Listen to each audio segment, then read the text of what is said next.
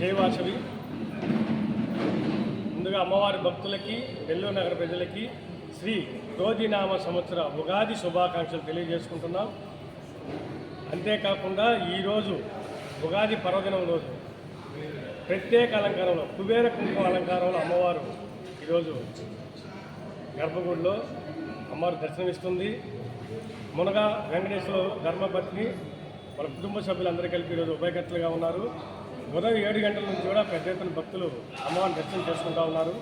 అంతేకాకుండా ఉగాది సారి కార్యక్రమంలో కూడా చాలామంది నెల్లూరు నగరంలో ఉన్న ప్రజలందరూ కూడా వచ్చి అమ్మవారి మొక్కులు తీసుకుంటూ ఉన్నారు.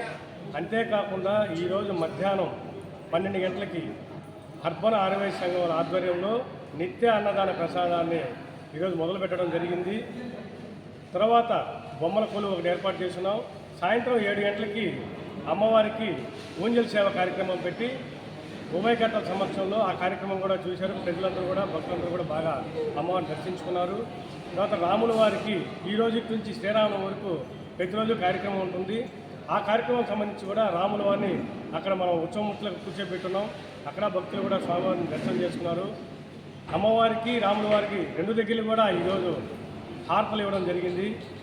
ఉదయం 7 నుంచి కూడా ఇప్పటి వరకు కూడా పెద్ద ఎత్తున భక్తులు వచ్చి అమ్మవారిని దర్శనం చేసుకుని వాళ్ళ యొక్క కోరికలు తీర్చుకోవడానికి అమ్మవారు మొక్కుకొని ఆ ఆశీస్సులు పొందారు. మీ అందరూ కూడా బాగుండాలని, కుటుంబ సభ్యులందరూ బాగుండాలని మొదటి రోజున అమ్మవారిని దాదాపుగా 500 మందికి భోజనాలు వస్తాయి.